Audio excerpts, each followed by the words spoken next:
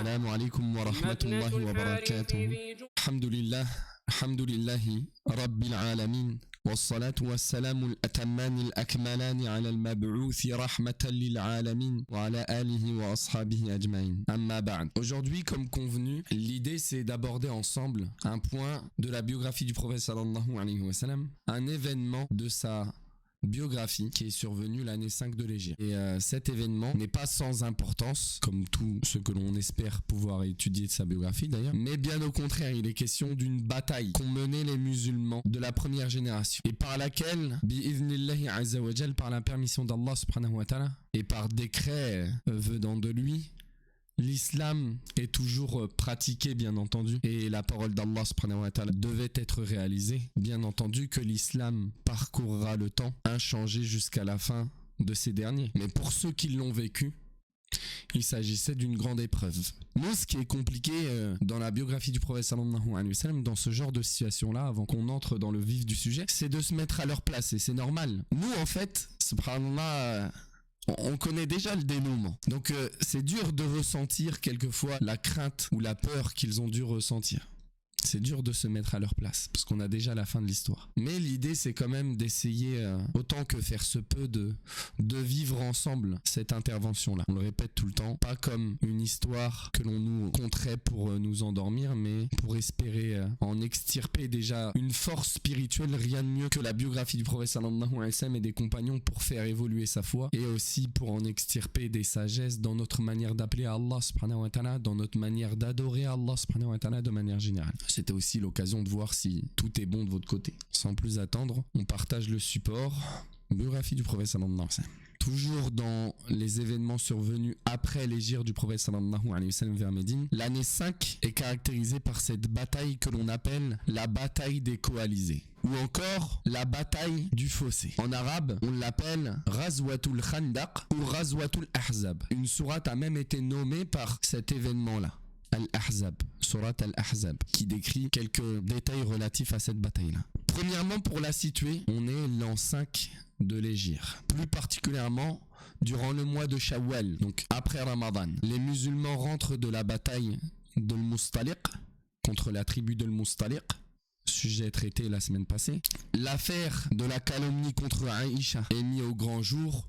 Des versets sont descendus pour l'innocenter. Quelques jours plus tard, les musulmans seront étonnés, seront sous la menace d'une armée sans précédent. Une armée au nombre immense, au nombre incommensurable, marche vers eux. Et cette armée-là, c'est l'armée des coalisés. Coalisés, référence au fait que ce sont des tribus diverses, même aux religions diverses, en l'occurrence, qui se sont unis tous dans un seul but, exterminer les musulmans. C'est ça l'objectif de ces personnes-là ce jour-là. Et pour en parler, il est bien de rappeler comment ils en sont venus à s'unir, ces personnes-là, ces tribus-là. C'est ce qu'on aborde dans les prémices de cette bataille. Les prémices, c'est-à-dire ce qui vient en introduction. Comment ça a commencé? La tribu de Nadir, donc l'une des 3 tribus juives qui résidaient à Médine, a été expulsée l'an 4 de Médine. Souvenez-vous-en. Lors de cette décision prise par le prophète sallallahu alayhi wa sallam, de les expulser suite à quoi?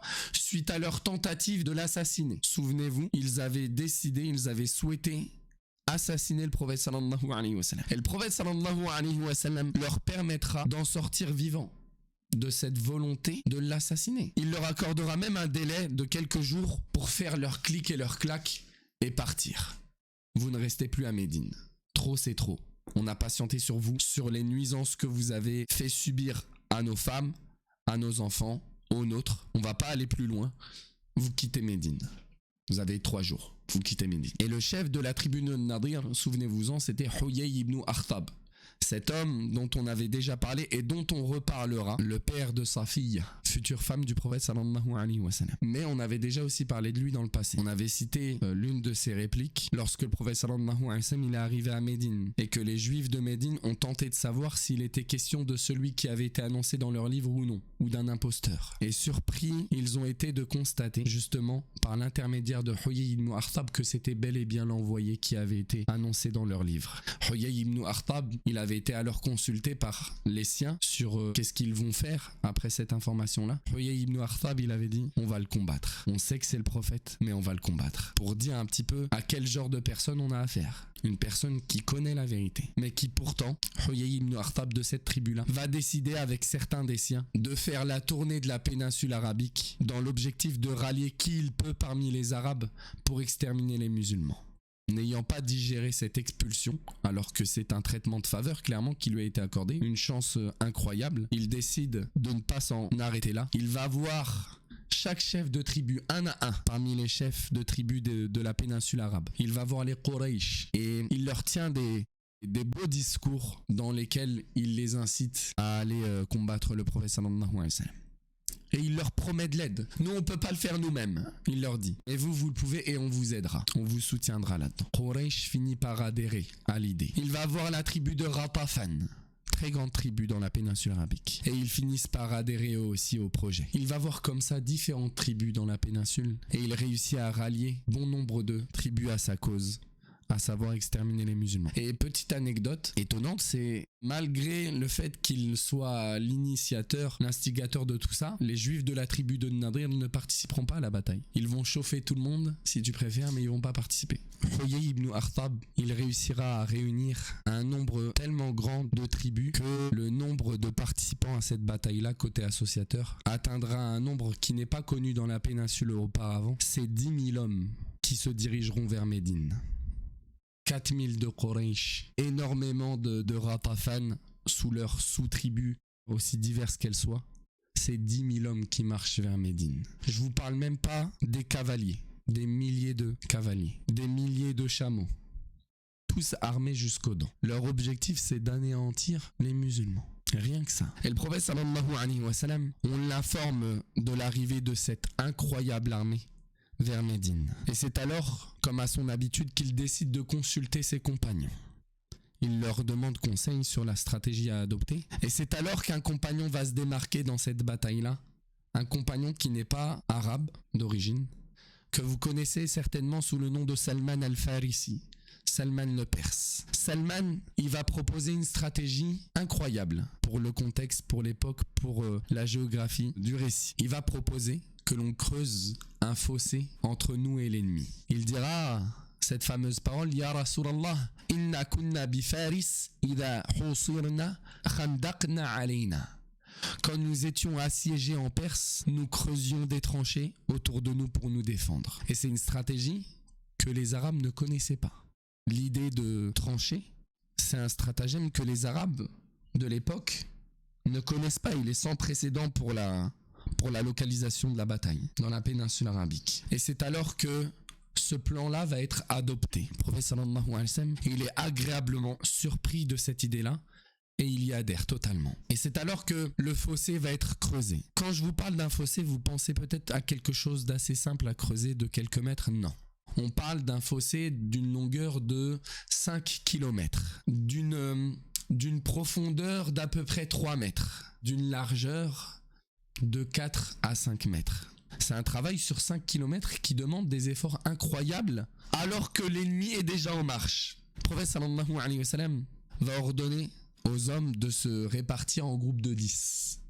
Chaque groupe va creuser l'équivalent de 40 coudées. Et l'idée, c'est pas de le creuser n'importe où ce fossé-là. Ils vont pas le creuser tout autour de Médine.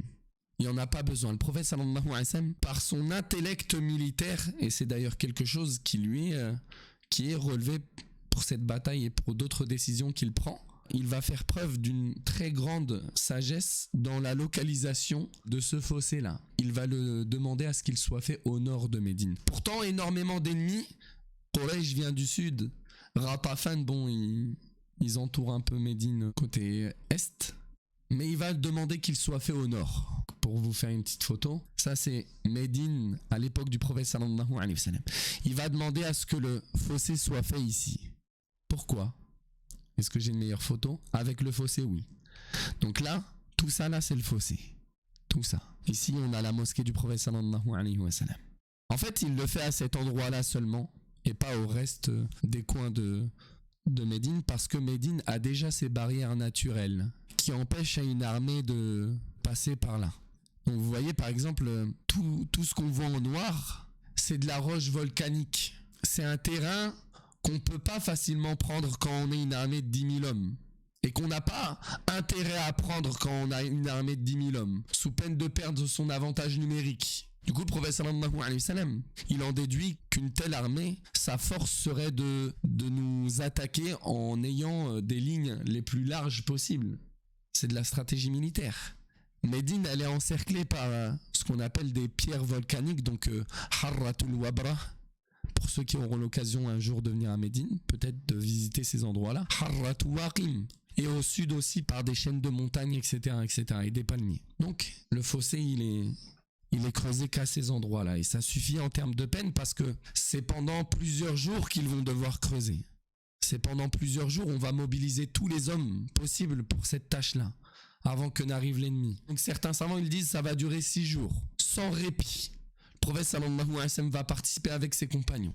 Il va aussi les encourager à donner ce qu'ils peuvent, en invoquant pour eux, en leur rappelant l'au-delà, en rappelant que c'est dans un contexte terrible qu'ils sont. On est dans des jours d'un froid glacial. Les musulmans, ils ressentent une faim intense aussi pendant cette période-là. Au point où les musulmans, pour ne pas se déconcentrer et être aussi abattus par la faim, ils en viennent à faire quelque chose qui peut nous sembler peut-être dur à comprendre, mais ils finissent par attacher fort à eux une pierre à leur ventre. L'idée, c'est de les forcer à tenir une posture droite. Ibn Hajar, il nous donne quelques indications sur ce qui est voulu par là, c'est que ça les aide à pas se laisser abattre. Le mental, il joue beaucoup dans ce genre de situation. Et aussi, certains disent que voilà, compresser un objet comme ça contre son ventre, ça peut apaiser le sentiment de faim. Et c'est ce qu'ils font en tout cas. Ils ont peur. Et c'est des hommes. Ils ont froid. Ils ont faim. Et pourtant, pendant plusieurs jours, 20, Ibn al-Qayyim, il cite, ils vont creuser sans répit. Chacun d'entre eux, il part de chez lui au matin, il rentre chez lui le soir. Tu peux facilement te dire que quand il rentre chez lui le soir, la première chose qu'il fait, c'est d'aller trouver le sommeil. Ces jours-là, ils sont durs pour les musulmans. Pourtant, certains miracles vont se manifester pendant ces jours-là, avant que l'armée n'arrive. Et c'est notamment ce qu'on retient, entre autres, d'un récit avec Jabir ibn Abdillah. Il verra le prophète sallallahu alayhi wa sallam affamé. Donc l'idée lui vient d'aller mandater sa femme pour préparer à manger pour le prophète sallallahu alayhi wa sallam. Donc elle concocte un petit plat, quelque chose de modeste pour quelques personnes, pas plus. Et Jabir ibn Abdillah, il décide d'aller voir le prophète sallallahu alayhi wa sallam. Il lui dit, Ya Rasulallah, au messager d'Allah, j'ai fait ceci et cela à manger. Pour toi et ça suffira pour quelques personnes. Appelle certains avec toi et venez manger à la maison. Et n'informe personne. Ne dis pas à trop de monde de venir. Il n'y aura pas pour tout le monde de toute façon. Et le prophète sallallahu alayhi wa sallam, à ce moment-là, il prend la parole haut et fort et il dit, venez manger.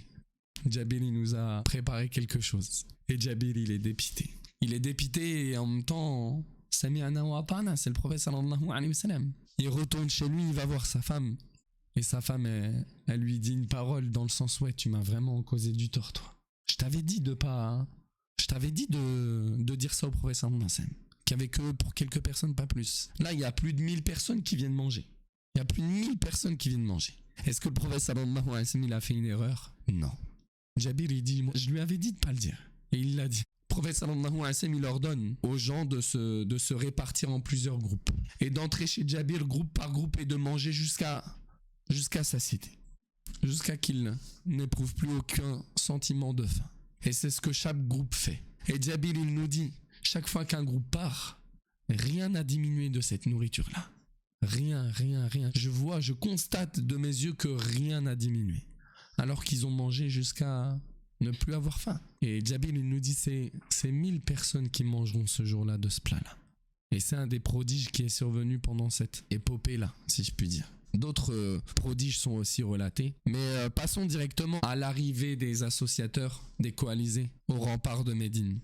Donc au nord de Médine, côté Uhud, à cet endroit-là, hors de Médine. Le prophète sallallahu alayhi wa sallam mobilise ses combattants. Tout homme capable de combattre, il doit venir. Et c'est 3000 combattants qu'il arrivera à mobiliser ce jour-là. 3000. Les femmes et les enfants, quant à eux, sont répartis dans des citadelles de Médine, dans des forteresses à l'abri, pour être protégés. Le prophète sallallahu alayhi wa sallam, il répartit ses troupes et il les divise notamment en 2 bataillons. bataillon des Muhajiroun, bataillon des Ansar. Au bataillon des Muhajiroun, il attribue le lead à Zayd ibn Haritha. Et au Ansar, il le donnera à Sa'd ibn Ubada.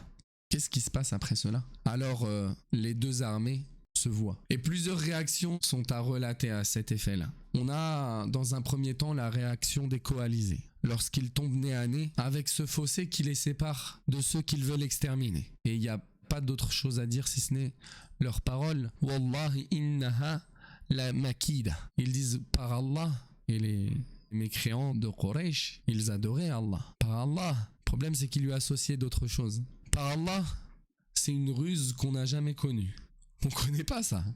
Ils disent on connaît pas ça. C'est quoi ce stratagème? C'est quoi ça? De l'autre côté, face à une telle armée, je sais pas si vous arrivez à vous réaliser ce que ça représente 10 000 personnes. Ça peut nous paraître quelque chose de simple, mais imaginez rassembler dans un lieu 10 000 personnes. Chose totalement possible de nos jours, mais c'est beaucoup pour l'époque. C'est beaucoup, on connaît des batailles pour l'instant, on a cité 3000 contre 700. On avait cité dans un premier temps 1000 contre 700. 3000 contre 700. Et là, c'est 10 000 contre 3000. Les hypocrites, quant à eux, ils prennent peur et ils cherchent des excuses pour fuir. Donc certains, ils disent qu'Allah subhanahu wa ta'ala et son messager, ils nous ont trompés. Ils nous avaient promis la victoire, mais là, c'est pas un jour où on aura la victoire. C'est pas dans ce genre de situation qu'on peut obtenir de la victoire. Ils commencent donc à créer un peu de troubles dans les rangs, que ce soit en démotivant les gens, en évitant de participer aux tâches. D'autres demandent même l'autorisation au prophète sallallahu alayhi wa sallam de partir rejoindre leur famille, leur maison hors de Médine, sous prétexte qu'elles sont probablement en danger d'être attaquées par les coalisés. Inna buyutana awra wa ma hiya bi awra, comme Allah subhanahu wa ta'ala il dit. Nos maisons sont en danger, alors qu'elles ne sont pas en danger. Yuriduna illa firara.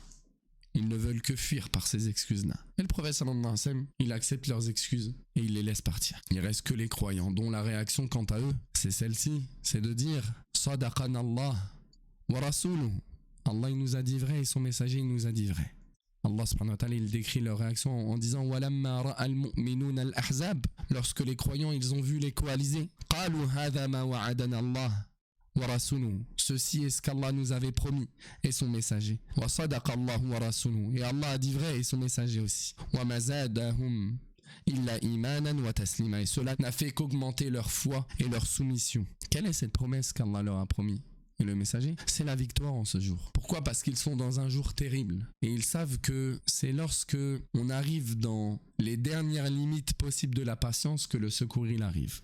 Wa inna ma'al kurbati, dans le hadith, le prophète sallallahu alayhi wa sallam dit, c'est dans l'épreuve qu'il y a le secours.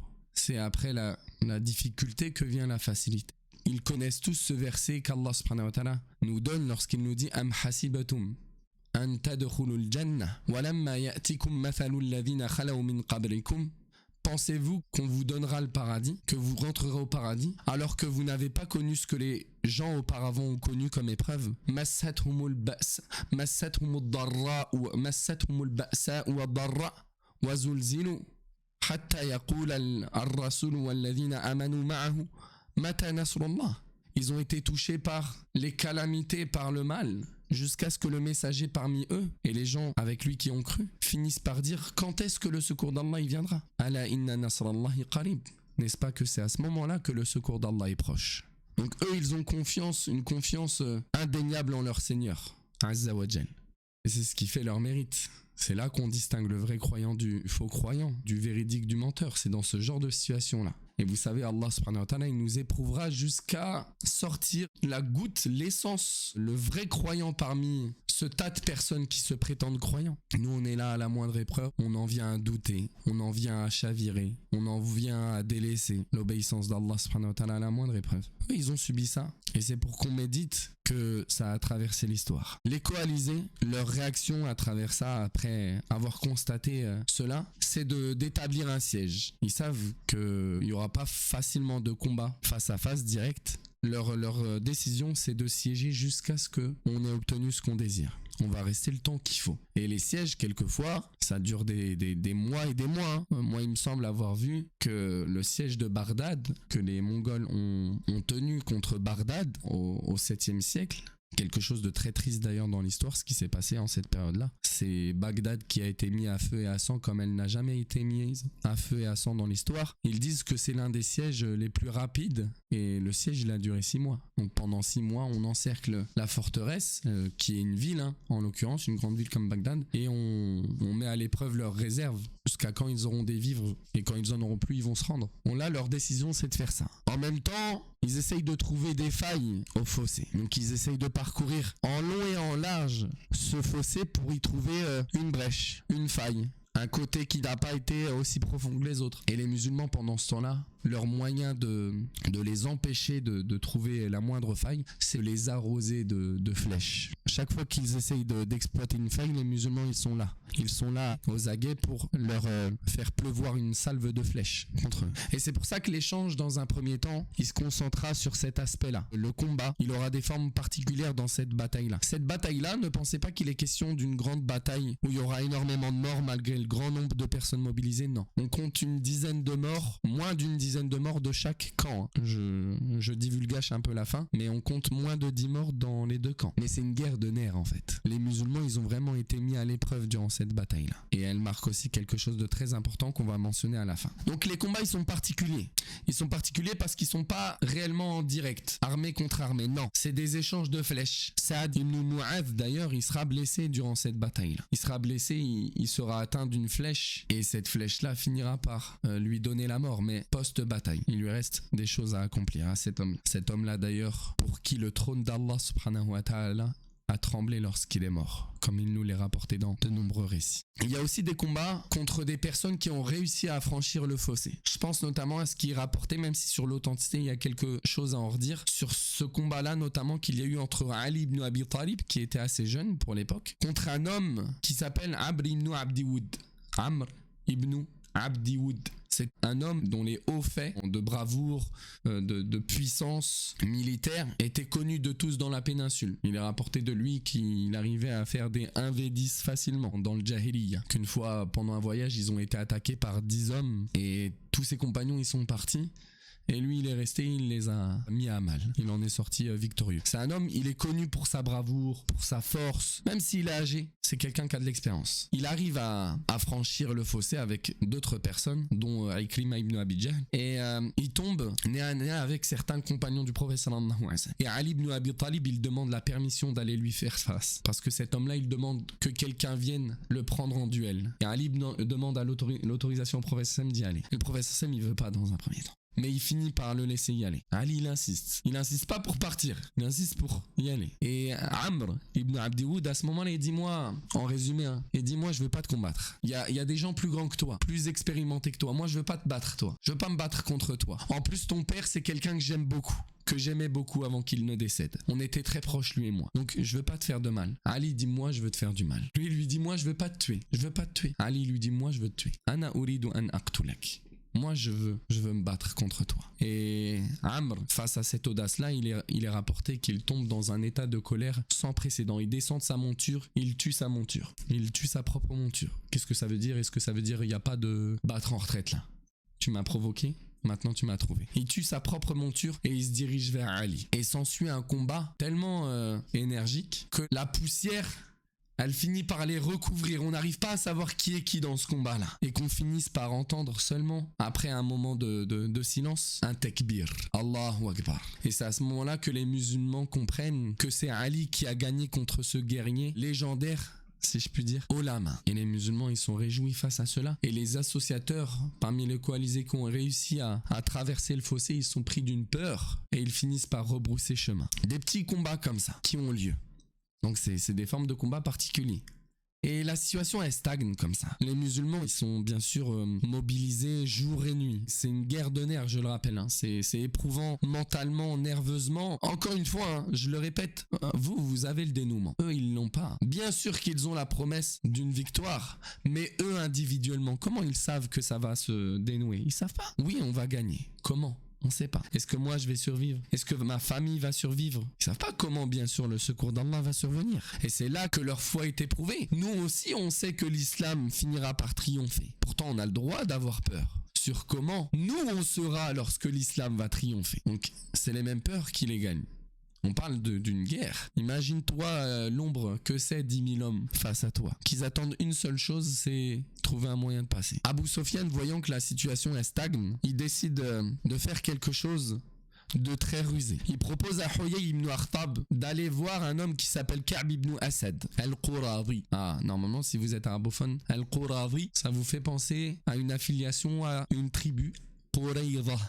La tribu de Qurayza, la dernière tribu juive encore présente à Médine, qui maintient son pacte de non-agression, de cohabitation avec les musulmans, avec des conditions. On défend ensemble Médine. Personne ne soutient quelqu'un qui veut s'en prendre à Médine, que ce soit à vous ou à nous. Huyay, il est invité à prendre contact avec Ka'b, le chef de la tribu de Qurayza, dans le but de le persuader de rompre son pacte avec le prophète sallallahu alayhi wa sallam et les musulmans, et donc de se rallier aux coalisés de l'intérieur. Et c'est là une menace grande pour les musulmans qui est en train de les guetter. Huyay, il se rend par on ne sait quel moyen jusqu'à la forteresse de Ka'b, et il lui demande de le laisser entrer. Dans un premier temps, Ka'b, il est totalement contre l'idée de se rallier aux coalisés contre les musulmans. Il cite même certains arguments que je trouve intéressants. Qu'est-ce qu'il nous dit? Il nous dit, pour la petite anecdote, Ka'b, il dira même, en face de ces propositions-là de trahir Mohammed, il dira des choses, laisse-moi, da'ni, parce que Mohammed, il a toujours été honnête et fidèle à mon égard. Il a toujours respecté ses promesses par rapport à nous, à Médine. On respecte notre partie du contrat, et c'est quelque chose de très louable. Lui, il respecte les siens. Malgré le fait que l'on soit juif, malgré le fait que vous ayez fait n'importe quoi à Médine, il n'a pas été injuste pour autant contre nous. Et ça montre la justice dans l'islam. Toi, tu nous as fait du mal, mais pas toi. Donc toi, tu as un traitement que toi, tu n'auras pas, bien entendu. Et c'est seulement parce qu'ils ont fini par trahir ce pacte-là que la punition qu'ils ont subie a été telle, comme on le verra dans le prochain cours. Mais nous, on n'en est pas encore là. Huyay, il insiste auprès de Ka'b. Et il finit par lui promettre de demeurer avec lui pour être à ses côtés et de partager le même sort que lui. En fait, la crainte de Ka'b, c'est de dire en gros, oui, là, tu me promets de vous rejoindre, mais imaginez que Mohammed, il gagne. Bah nous, on vit avec lui, en fait. C'est à qui va s'en prendre une fois que vous aurez fui? C'est à nous. Vous, il vous a laissé, mais là, c'est trop quand même. Donc Ka'b, il veut pas trahir le prophète sallallahu alayhi wa sallam. En plus de ça, il cite quelques éloges à son sujet. Mais en vrai, ce qu'il retient, c'est surtout la peur des représailles. Et c'est pour ça que Huyay ibn Akhtab, en insistant, il finira par obtenir de lui une coopération. Il lui promettra de demeurer avec lui et de partager le même sort que lui. Si Quraysh et Ghatafan, ils se retirent, bah moi et toi, on finira pareil. C'est comme si il lui assure qu'ils vont jamais partir. D'ailleurs, c'est ce qu'il lui dit au début de cet entretien-là. Il lui dit, je t'ai amené Quraysh, je t'ai amené Ghatafan. Ils ont tous prêté serment qu'ils ne rentreraient chez eux qu'une fois qu'on aura exterminé Mohammed et ceux qui sont avec lui. Je t'assure, ils vont pas partir. Ça dure 2 ans, 3 ans, ils vont pas partir, t'inquiète pas. Donc Ka'b ibn Asad, il finit par rejoindre les coalisés et rompre son pacte avec les musulmans. Et c'est à ce moment-là que la tribu de Qurayza, ils vont se mettre à lancer des raids contre les musulmans. Surtout contre les postes isolés qui abritent les hommes, et les femmes et les enfants. La lâcheté à son paroxysme. Donc ça devient un ennemi de l'intérieur et c'est ça qui fait peur à ce moment-là. Et la rumeur, elle commence à circuler dans les rangs des musulmans et la peur, elle commence à gagner leur cœur. Et Allah subhanahu wa ta'ala, il nous relate d'ailleurs cette peur-là dans un verset, dans Surat Al-Ahzab justement.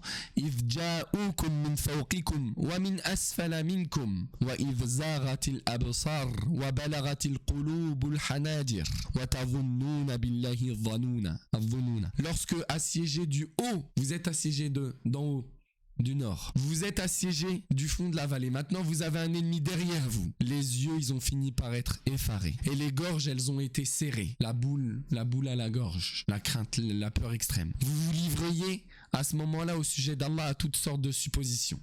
Vous avez commencé à être troublé, quoi, à être vraiment éprouvé. Et Allah, il continue en disant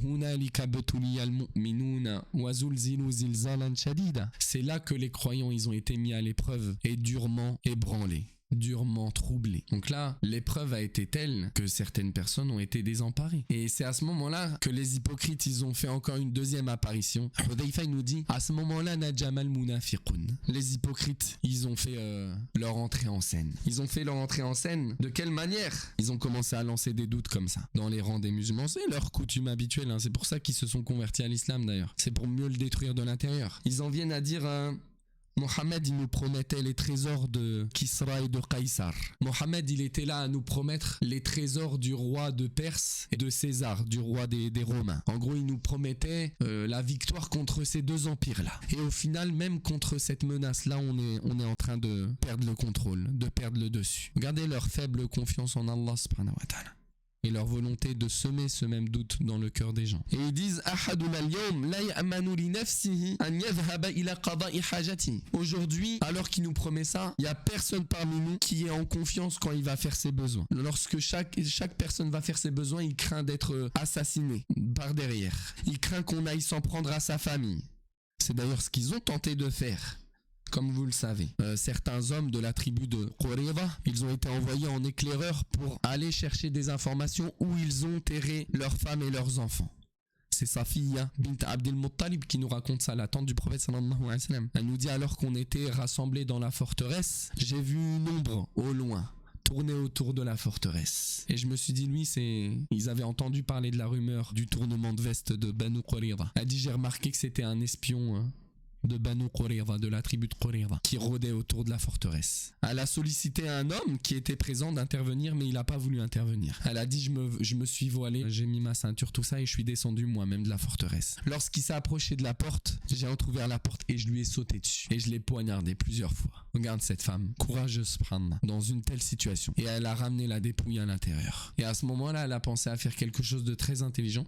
Et c'est la guerre, c'est quelque chose de très troublant bien sûr, mais elle a mutilé le corps et elle a envoyé une partie du corps de l'autre côté de la forteresse parce qu'elle savait qu'il y avait d'autres espions qui étaient en train de rôder pour voir ce qui était advenu de cette personne-là. Et justement, elle n'a pas loupé parce que ce qui a raconté, c'est justement que les gens qui ont pu voir cette scène-là, parmi les rôdeurs qui étaient mal intentionnés, qu'ils ont fini par se dire, c'est que oui, forcément, ils ont laissé des soldats avec leurs femmes et leurs enfants. Ils vont pas les laisser à notre portée comme ça sans défense. Leur volonté, c'était d'atteindre les femmes et les enfants des musulmans. C'est quoi la plus grande faiblesse d'un homme si ce n'est sa famille?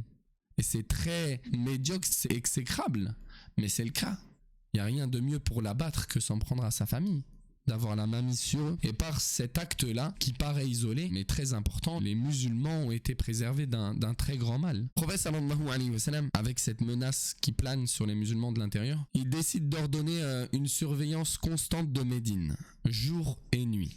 Eux, ils sont considérés à l'extérieur de Médine. Ce qui est narré pour cette bataille-là, c'est que l'armée des musulmans, ils ont à leur dos Jabal Sila, la montagne de Sila ou de Sala. J'ai un petit doute sur le tashkil.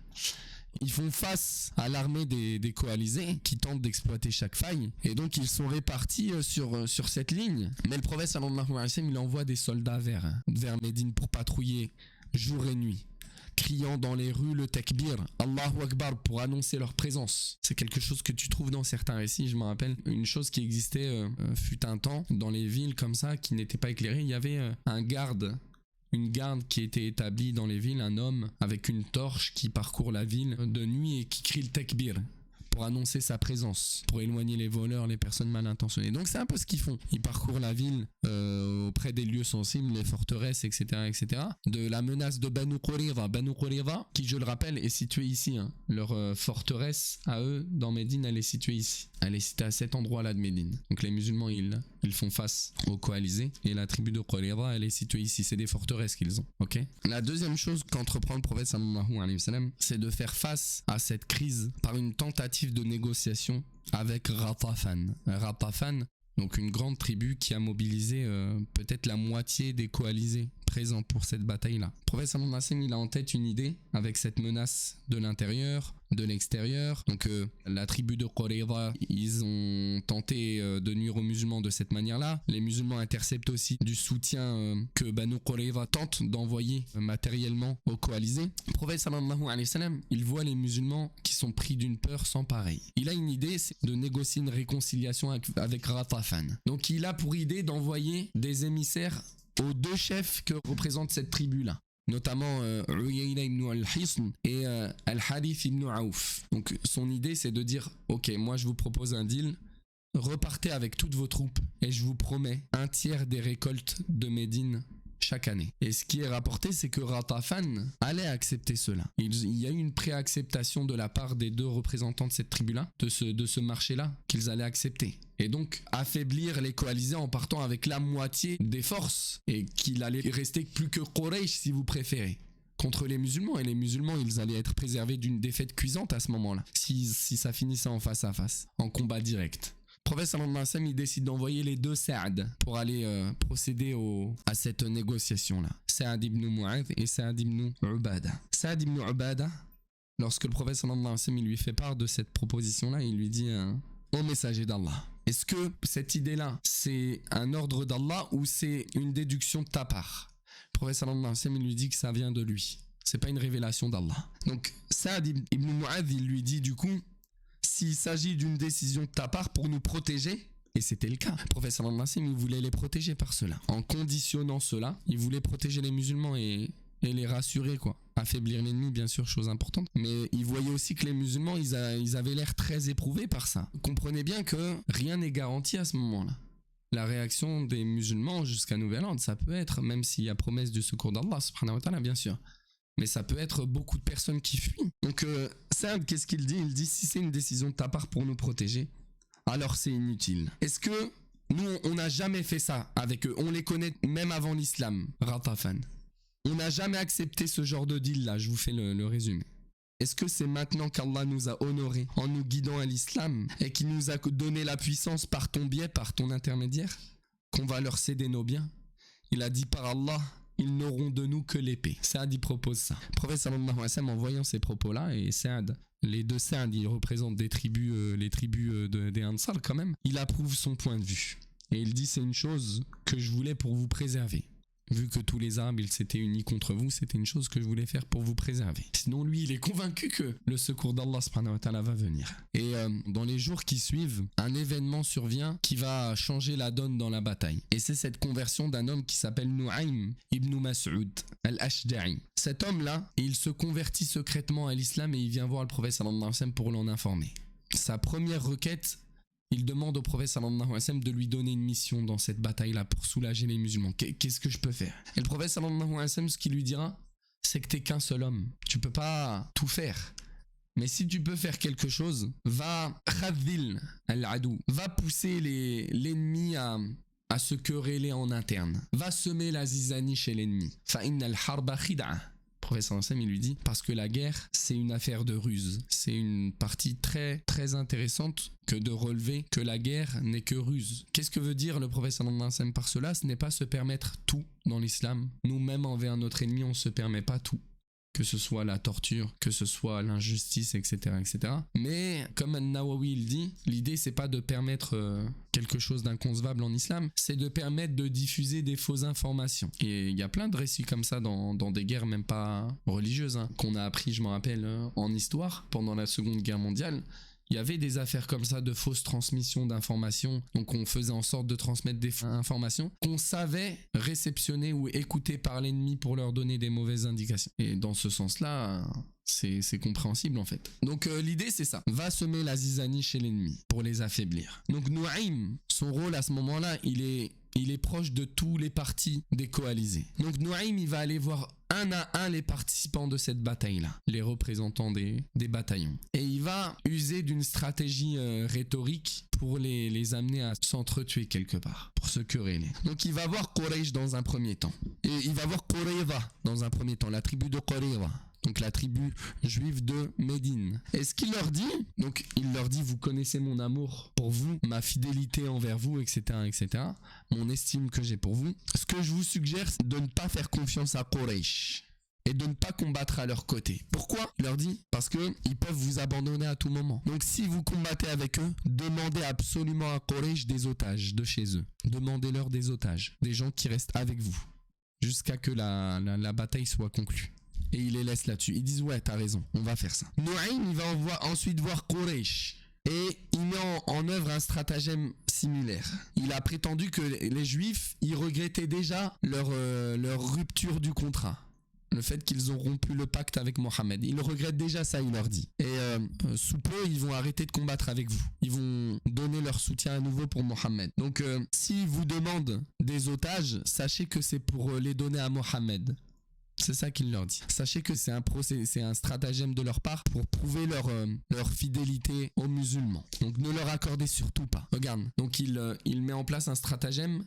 Donc il a été l'instigateur de la première partie et il emboîte la deuxième partie. Donc il crée un scénario en fait. Il force un scénario à se produire, à se réaliser. Et il va voir la tribu de Ghatafan et il procède au même stratagème. Et le plan va se réaliser comme prévu. Pourquoi ? Parce que les Juifs, ils ont répondu, ils ont envoyé une lettre comme quoi ils ne comptaient pas continuer les attaques jusqu'à avoir eu des garanties de la part de Quraysh qui leur permettent d'avoir confiance en eux. Et c'est à ce moment-là qu'ils viennent à prononcer ce terme-là d'otage. Donnez-nous des gens de chez vous. Et là, Quraysh, ils disent « Ah, Nuaym nous avait prévenu.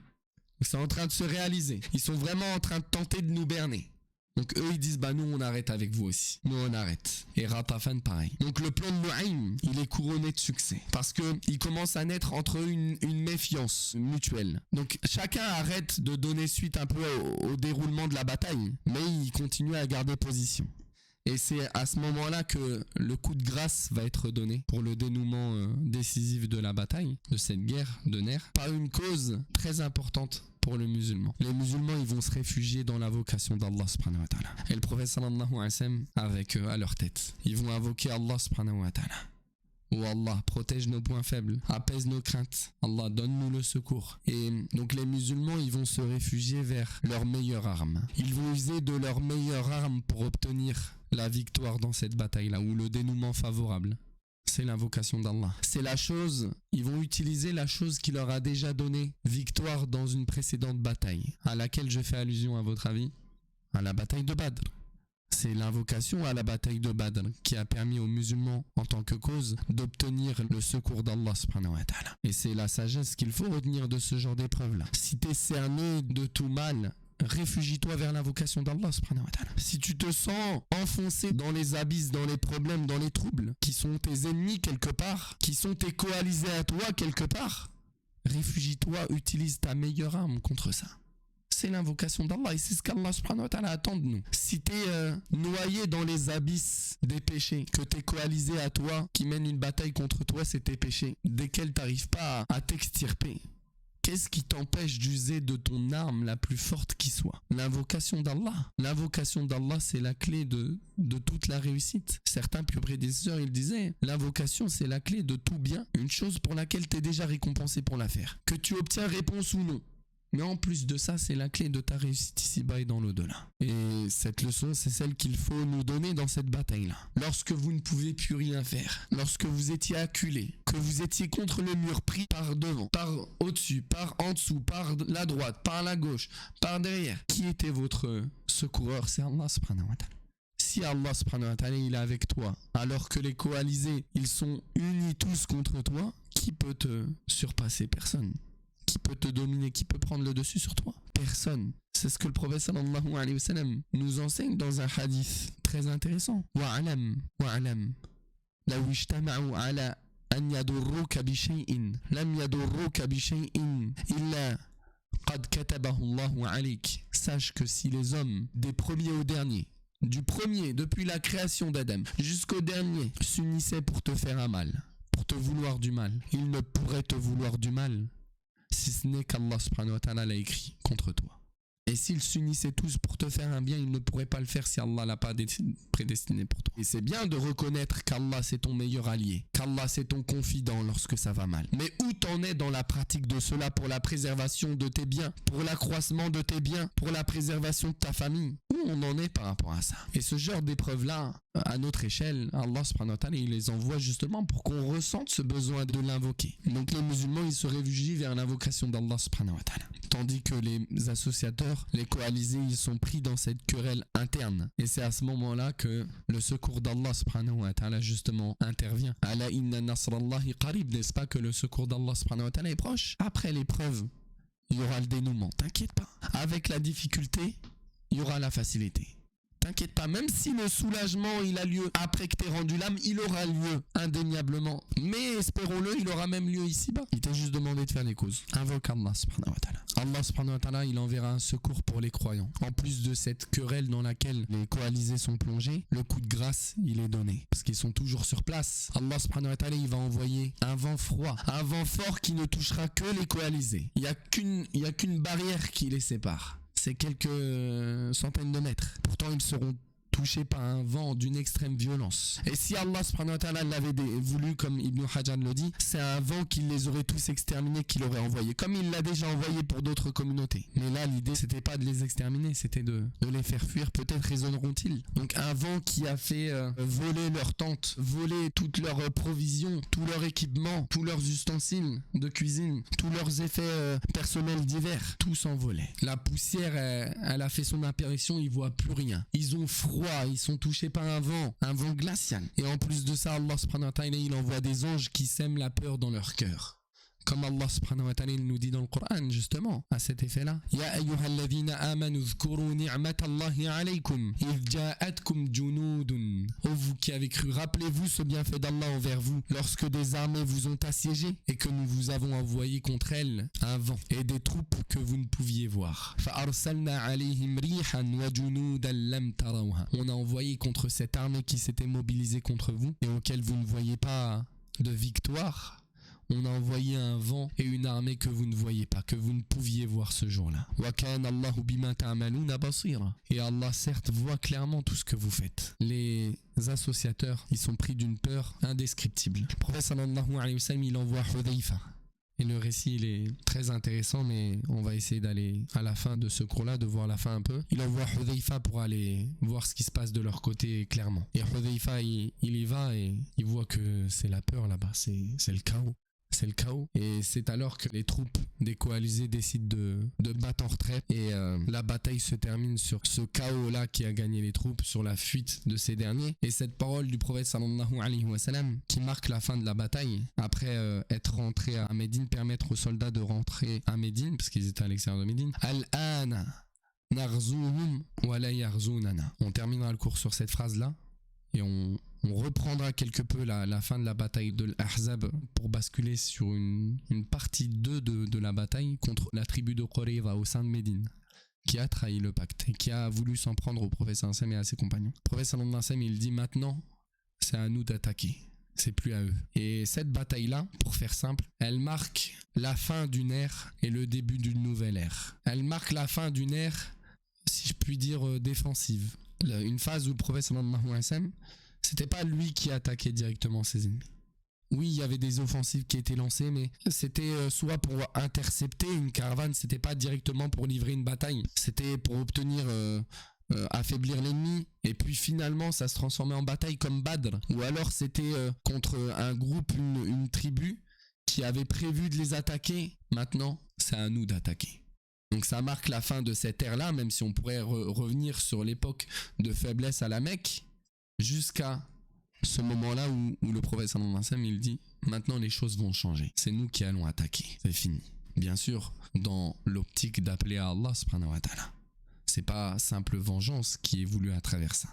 Et on le verra lorsqu'on parlera de la conquête de la Mecque, qu'il n'est pas question d'une simple vengeance. C'est le but à travers l'instauration du djihad offensif, c'est appeler à Allah subhanahu wa ta'ala. Lorsque ces conditions sont remplies, l'objectif ultime c'est appeler à Allah subhanahu wa ta'ala. C'est pas obtenir vengeance, c'est pas obtenir des terres, c'est pas obtenir des richesses. L'objectif c'est litakuna kalimatullah hiya al-ulya. C'est pour que la parole d'Allah soit la plus haute. Barakallahu fikum, en tout cas les frères et sœurs, c'était intéressant. بارك الله فيكم. نسأل الله تعالى بأسماء الحسنى وصفاته العلى أن يغفر لنا وأن يرحمنا. اللهم تب علينا فإنك التواب الرحيم واغفر لنا فإنك الغفور الرحيم. اللهم قنا من عذاب النار. اللهم اكلأنا من كل من يريدنا بسوء. وسبحانك اللهم وبحمدك أشهد أن لا إله إلا أنت أستغفرك وأتوب إليك. وصلى الله وسلم على نبينا محمد وعلى آله وأصحابه أجمعين. بارك الله فيكم والسلام عليكم ورحمة الله وبركاته. بحمد ربي أبدأ المنيرة ثم الصلاة والسلام السيرة